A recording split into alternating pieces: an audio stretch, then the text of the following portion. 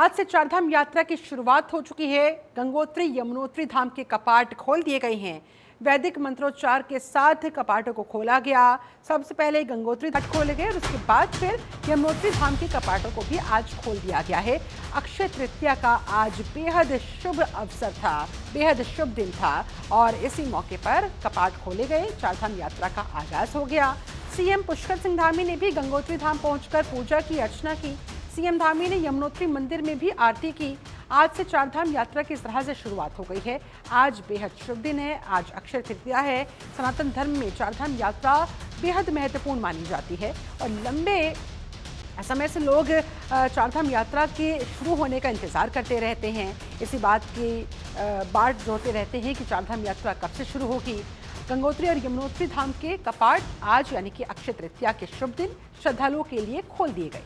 इसके साथ ही अब तकरीबन अगले 6 महीने तक ये चारधाम यात्रा चलने वाली है। इसकी विधिवत तरीके से आज शानदार शुरुआत हुई है। वहीं सीएम धामी ने गंगोत्री धाम पहुंचकर पूजा की। पीएम मोदी के नाम से धाम में पहली पूजा की गई। सीएम धामी ने दर्शन कर आशीर्वाद लिया। वहीं सीएम धामी ने यमुनोत्री मंदिर में भी पहुंचकर आरती की। पूरा धाम इस दौरान हर हर गंगे के जयकारों से गूंजा हुआ नजर आया। गंगोत्री यमुनोत्री के बाद अब 2 मई को केदारनाथ और 4 मई को बद्रीनाथ धाम के कपाट भी खोल दिए जाएंगे। ये 2 तस्वीरें देखिए आपके सामने। सबसे पहले गंगोत्री धाम के जब कपाट खुले, वहां पर मुख्यमंत्री पुष्कर सिंह धामी पहुंचे, वहां जाकर मां गंगे का आशीर्वाद लिया। प्रथम दिन आज प्रथम दर्शन किए मुख्यमंत्री धामी ने और उसके बाद यमुनोत्री धाम के कपाट भी आज खोले गए। ये 2 तस्वीरें, 2 धामों के कपाट खुल गए हैं। अब 2 मई को केदारनाथ धाम के कपाट भी खुल जाएंगे और 4 मई को तारीख है बद्रीनाथ धाम के कपाट खोलने की। ये 5 और तस्वीरें आपके सामने। जब गंगोत्री पहुंचे सीएम धामी ने गंगोत्री धाम पहुंचकर वहां पूजा अर्चना की। सीएम धामी ने वहां पर मां गंगे की आरती की। गंगोत्री धाम के कपाट खुलने के बाद दर्शन किए, माता रानी का आशीर्वाद लिया। हर हर गंगे, वहां पर चारों तरफ इस तरह के जयकारों की गूंज सुनाई थी। और गंगोत्री मंदिर को देखिए कितने शानदार तरीके से वहां पर फूलों से सजाया गया है। सारे प्रबंध वहां पर चुस्त दुरुस्त नजर आए, क्योंकि बड़ी संख्या में जो श्रद्धालुओं के पहुंचने का सिलसिला आज शुरू होना था, उसी के मद्देनजर प्रशासनिक अमला कई महीनों से इन्हीं तैयारियों में लगा हुआ था। अब आपको ग्राफिक्स के माध्यम से बताते हैं कि गंगोत्री धाम का महत्व क्या है, लेकिन उससे पहले जरा ये 2 तस्वीरें और देखिए। गंगोत्री धाम के बाद यमुनोत्री धाम के कपाट भी खुले और सीएम धामी ने वहां पहुंचकर आरती में हिस्सा भी लिया। हाथ जोड़कर प्रणाम करके, नमन करते हुए आशीर्वाद लिया। यमुनोत्री धाम में भी मुख्यमंत्री पुष्कर सिंह धामी की आज मौजूदगी नजर आई और इस दौरान सीएम धामी की तरफ से चारधाम यात्रा के आगाज पर क्या कुछ कहा गया वो भी सुनिए।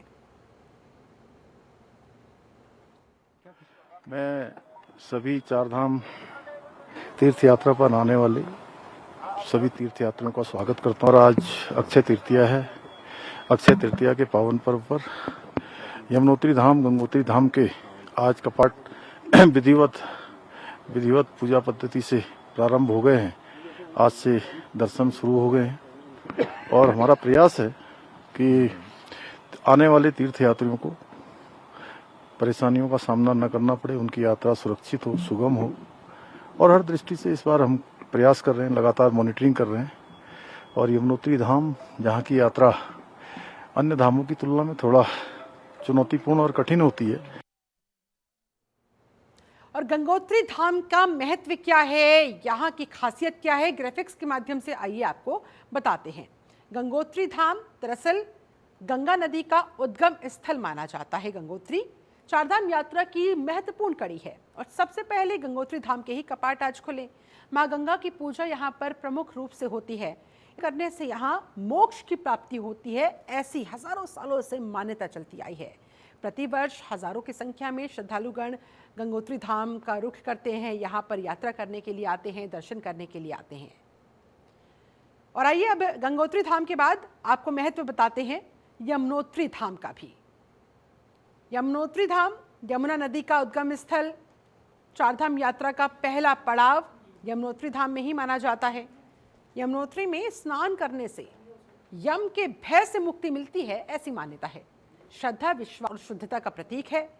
हर साल बड़ी संख्या में यहाँ पर श्रद्धालु आते हैं, दर्शन करते हैं, मां यमुना का आशीर्वाद प्राप्त करते हैं।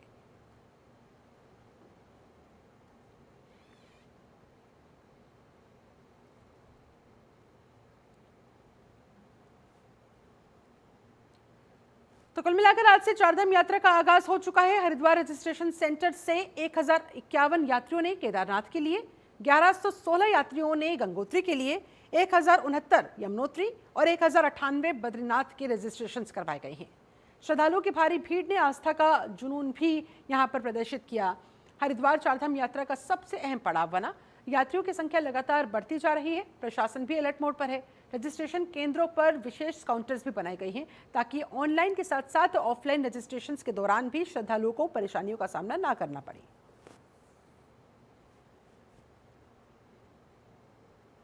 वहीं पुलिस महानिदेशक दीपम सेठ हरिद्वार दौरे पर रहे। यहां उन्होंने चारधाम यात्रा की व्यवस्थाओं को परखा, यात्रा पंजीकरण केंद्र और विश्राम गृह, पार्किंग का जायजा लिया। उन्होंने यात्रियों से बातचीत की। सीसीआर में अफसरों के साथ बैठक में निर्देश दिए और कहा चारधाम यात्रा के दौरान जाम नहीं लगना चाहिए, इसके लिए प्रभावी यातायात व्यवस्था बनाई जाए। सभी अधिकारियों को फोर्स का सही उपयोग और मोटिवेशन करने के निर्देश दिए। डीजीपी ने चारधाम यात्रा के लिए ऋषिकुल मैदान में बनाए गए रजिस्ट्रेशन सेंटर्स का भी जायजा लेते हुए यात्रियों से बात की, उनकी समस्याओं के बारे में जाना। हाँ, ड्यूटी पर तैनात पुलिसकर्मियों को इस दौरान ब्रीफिंग भी की गई कि उन्हें क्या करना है, कैसे यात्रियों को सहूलियत देनी है। डीजीपी ने कहा कि हरिद्वार चारधाम यात्रा का मुख्य द्वार है, ऐसे में यहाँ कोई दिक्कत परेशानी नहीं होनी चाहिए। सुगम यात्रा के लिए हरिद्वार पुलिस का प्रबंधन बेहद महत्वपूर्ण है।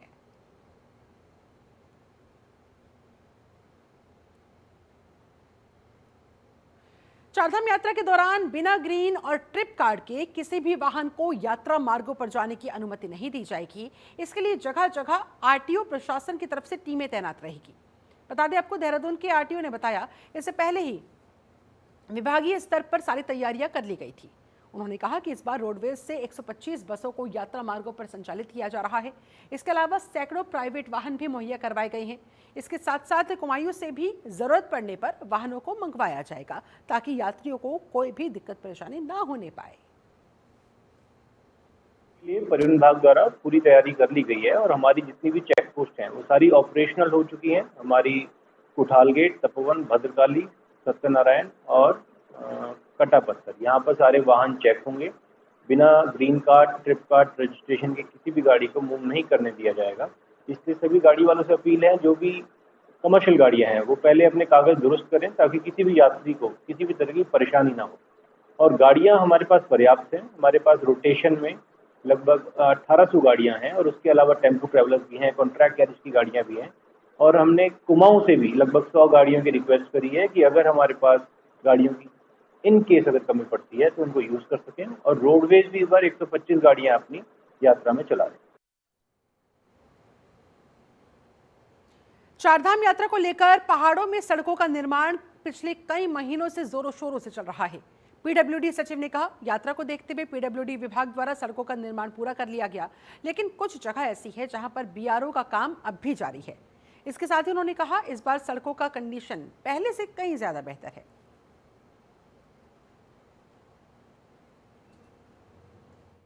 देखिए, रोड पे काफ़ी काम किया जा चुका है। बीआरओ वालों का काम थोड़ा पीछे चल रहा है। मैंने अभी स्वयं इनके ब्रिगेडियर साहब से भी बात की है। मैं केदारनाथ धाम और बद्रीनाथ धाम तक की पूरी रोड मैं खुद देख के आया हूँ। अभी उसमें कुछ इश्यूज पेंडिंग है, बाकी उन्होंने रिजॉल्व कर लिया है। NHIDCL का एक नंद प्रयाग में जो एक स्लाइड वाला जोन है उस पर काम चल रहा है। उस पर रोड हम इतना चौड़ा करना चाह रहे हैं जिससे कि दोनों तरफ से गाड़ी निकलती रहे। स्लोप का स्टेबलाइजेशन का काम में टाइम लगता है, वो हम अभी नहीं कर पाएंगे, उसमें थोड़ा टाइम लगेगा। बट बाकी सड़क जो है वो ठीक है। 2-3 जगह पे जो पिछले सालों में प्रॉब्लम आई थी, पागल नाला, कमेड़ा, बनेर पानी, चटवा पीपल, इन सब में काफ़ी काम कर दिया है NHIDCL ने। और सड़क जो है यातायात के लिए पूरी तरह से सुरक्षित और सुगम उपलब्ध कराई गई है। यमुनोत्री के रोड पे भी काफ़ी काम कर दिया गया है। पीडब्ल्यूडी का काम चल रहा है, आज फाइनल कर रहे हैं वो लोग काम। वहीं हरिद्वार नगर निगम द्वारा भूमि क्रय से संबंधित प्रकरण को लेकर हरिद्वार मेयर और अन्य माध्यमों से जो शिकायतें प्राप्त हुई उनको संज्ञान में लेते हुए सीएम पुष्कर सिंह धामी ने इस मामले की गहन और तत्काल जांच के आदेश दे दिए हैं। सचिव पेयजल को जांच की जिम्मेदारी सौंपी गई है। मुख्यमंत्री ने स्पष्ट किया कि यदि जांच में कोई भी अधिकारी या कर्मचारी दोषी पाया जाता है तो उसके खिलाफ सख्त से सख्त कार्रवाई होनी चाहिए, क्योंकि राज्य सरकार भ्रष्टाचार के प्रति जीरो टॉलरेंस की नीति पर दृढ़ता से काम कर रही है।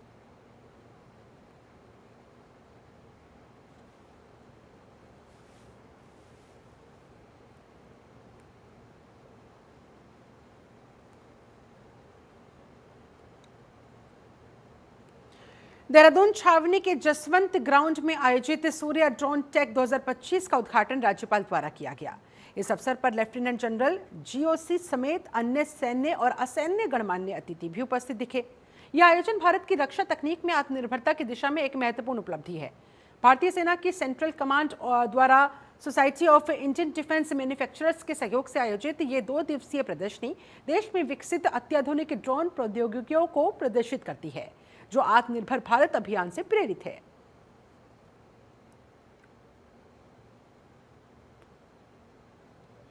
आज बहुत गर्व हो रहा है, आई एम वेरी प्राउड, क्योंकि आज जो यहाँ देहरादून के अंदर में जो सूर्य ड्रोन शो हुआ है, इसने अपने आप में एक ऐसा गेम चेंजर का अध्याय पूरा किया है।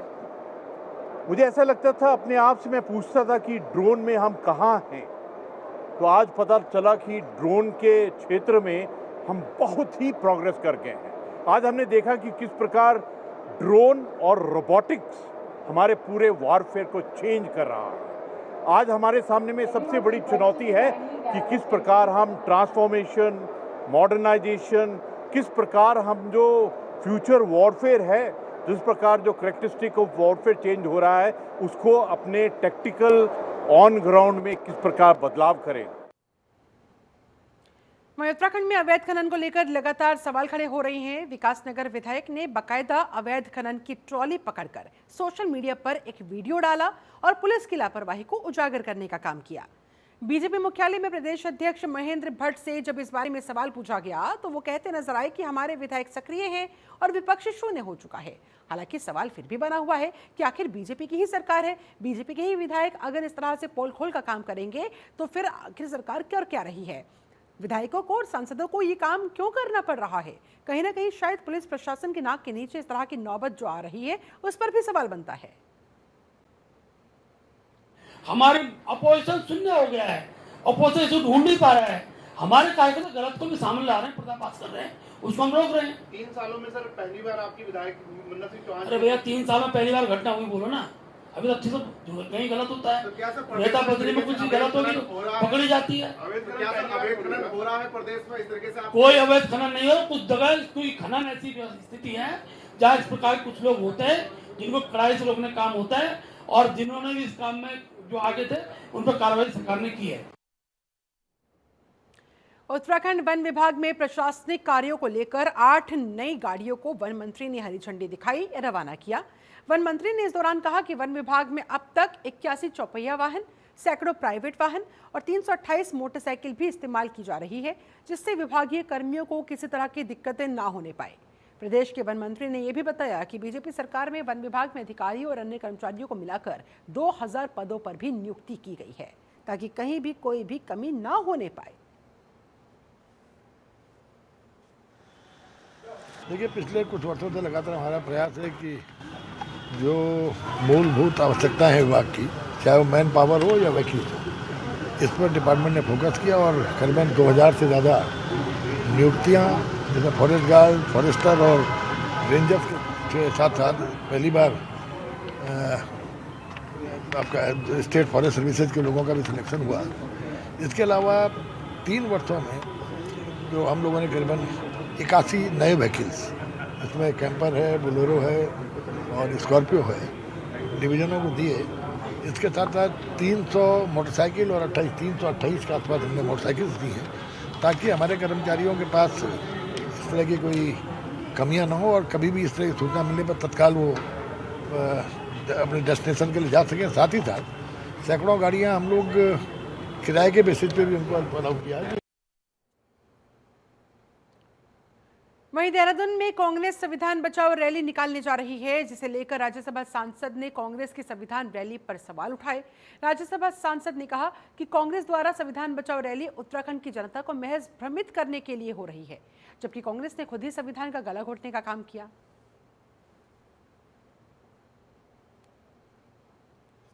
विचार करें कि कांग्रेस का इतिहास किस प्रकार का रहा है, कैसे उन्होंने अपने लिए ही संशोधन किए हैं, देश पर इमरजेंसी थोपी है, मीडिया पर सेंसरशिप लगाई है, संविधान में 3-3 सुपरसीड करके जजों को अपने अनुकूल कमिटेड जुडिशरी के लिए चीफ जस्टिस बनाए हैं।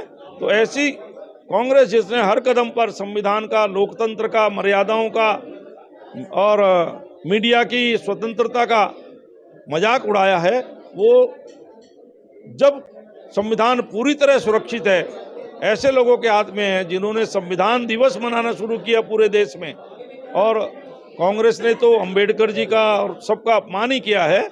ऐसे संविधान बचाओ दिवस कांग्रेस को अच्छा नहीं देता, क्योंकि संविधान किसी भी तरह खतरे में नहीं है।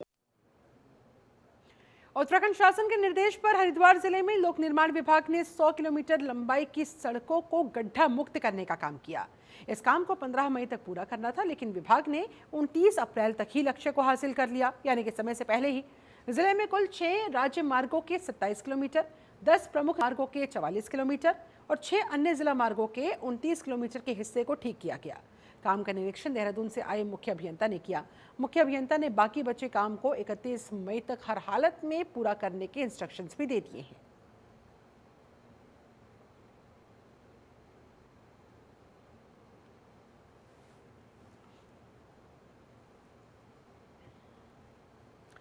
तो तस्वीर देखिए, अब सड़कें वहां कैसे चकाचक नजर आ रही है। जो सड़कें अब तक गड्ढों से भरी हुई थी, उन सभी गड्ढों को भर दिया गया है। गड्ढा मुक्त सड़क अभियान के तहत 100 किलोमीटर तक के दायरे में सड़कों को गड्ढा मुक्त किया गया है। अभियंता ने सड़कों का बाकायदा वाहन निरीक्षण किया, जाकर ये तस्वीरें खींची गई। साथ ही साथ 100 किलोमीटर का एरिया तो गड्ढा मुक्त हो गया है, सड़कें यहाँ पर एकदम चकाचक हो गई है। आगे के एरिया पर अब काम करने के इंस्ट्रक्शंस दिए गए हैं। माननीय मुख्यमंत्री जी की प्राथमिकता में हमारे जो प्रदेश के राष्ट्रीय राजमार्ग हैं, राजमार्ग हैं, मुख्य जिला मार्ग हैं एवं अन्य जिला मार्ग हैं, तो उनको हमें गड्ढा मुक्त करने का है, जो कि हमारी जिसकी टारगेट डेट जो है वो 15 मई रखी गई है। जिसके सापेक्ष आज हमारे मुख्य अभियंता महोदय का दौरा था। हमारे हरिद्वार डिस्ट्रिक्ट में कुल हमारा जो टारगेट है वो 100 किलोमीटर का था, जो कि वर्तमान में वो हमने 100 किलोमीटर पूरा पैचलेस कर दिया है। आज जो हमारे मुख्य अभियंता महोदय का जो दौरा था, उसमें उन्होंने कुछ हमारे पैच की रोडों का इंस्पेक्शन किया, जिससे वो संतुष्ट थे। इसके सिवा हमारा जो इन मार्गों का जो रिन्यूअल, एक पीरियोडिक रिन्यूअल होता है, जो एक निश्चित समय अंतराल के बाद उन रोडों के महत्व के आधार पर, मान लीजिए राष्ट्रीय राजमार्ग है तो उसका 3 साल है, बाकी मार्गों का 4 से 5 साल है। वहीं नगर निगम श्रीनगर की महापौर के कार पर हमला करने वाले 3 युवकों को श्रीनगर कोतवाली पुलिस ने गिरफ्तार कर लिया है। दरअसल देर रात शराब के नशे में एक युवक ने नगर निगम तिराहे के पास महापौर की कार पर हमला किया था, पत्थर मारकर कार का शीशा तोड़ दिया था। गनीमत रही कि उस दौरान महापौर कार में मौजूद नहीं थी, उन्हें चोटें नहीं आई, इस वजह से वो बच गई। इस मामले को लेकर लेकिन कार चालक ने कोतवाली में सूचना दी कि नगर पालिका तिराहे के पास कुछ शरारती तत्व आए, असामाजिक तत्व आए। उन्होंने शराब के नशे में हुड़दंग मचाया और आपस में लड़ाई झगड़ा वो कर रहे थे और इसी दौरान अटैक किया गया, ये हमला बोला गया। इसके बाद नगर निगम ने वो जो कार चला रहा था कार चालक, उसके साथ भी शराब के नशे में धुत 3 युवकों ने गाली गलौज की। इसी दौरान एक युवक ने नगर निगम की कार को पत्थर मारकर कार का शीशा तोड़ दिया।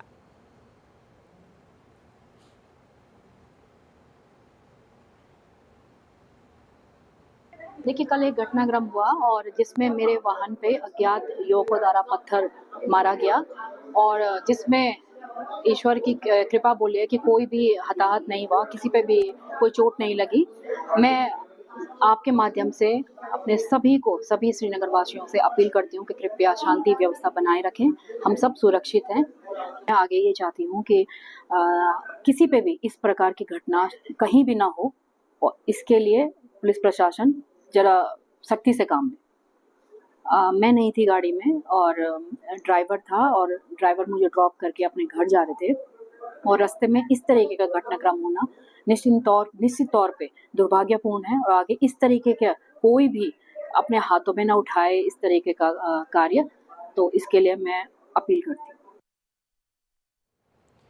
देहरादून में पुलिस ने नकली पनीर सप्लाई करने वाले 2 शातिर बदमाशों को गिरफ्तार किया है। जिस खाद्य संरक्षण और औषधि प्रशासन विभाग को ऐसे मामलों में कार्रवाई करनी थी, दरअसल वो विभाग तो कुंभकर्ण की नींद सोया हुआ था। विभाग में कर्मचारी और अफसर की लंबी चौड़ी फौज मौजूद है, लेकिन ऐसे मामलों में किसी ने भी कार्रवाई करने की जहमत नहीं उठाई। नकली पनीर की कालाबाजारी में लिप्त आरोपी फैक्ट्री में तैयार नकली पनीर को सप्लाई कर रहा था। पुलिस ने नकली पनीर की कालाबाजारी में लिप्त 2 अभियुक्तों को फिलहाल पकड़ लिया है।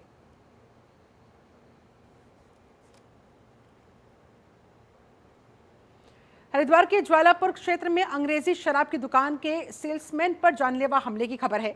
4 बदमाशों ने दरअसल लाठी डंडों से सेल्समैन पर जमकर हमला किया। हमलावरों ने लाठी डंडों और लोहे की रॉड से हमला बोला। सेल्समैन के पैर की हड्डी तक टूट गई, सिर में भी गंभीर चोटें आई है। हालत बेहद गंभीर है, जिसके बाद सेल्समैन को अस्पताल में भर्ती करवाना पड़ा। पीड़ित ने मनोज और उसके 3 साथियों पर हमला करने का आरोप लगाया है। फिलहाल पुलिस मामले की तफ्तीश में जुटी हुई है।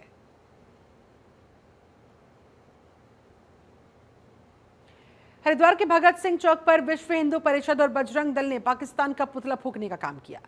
पहलगाम में हिंदुओं की निर्मम हत्या के विरोध में ये प्रदर्शन हुआ। पाकिस्तान का पुतला दहन किया गया, झंडे जलाए गए, पाकिस्तान मुर्दाबाद के वहां नारे लगाए गए। जिला संयोजक ने चेतावनी दी और कहा कि हिंदुओं की हत्या का हर जवाब सड़क से लेकर संसद तक हर जगह दिया जाएगा।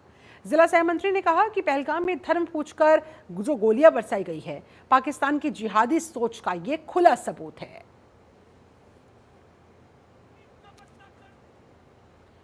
उत्तराखंड की अहम खबरों में फिलहाल बस इतना ही। बने रहे जनतंत्र टीवी के साथ। नमस्कार।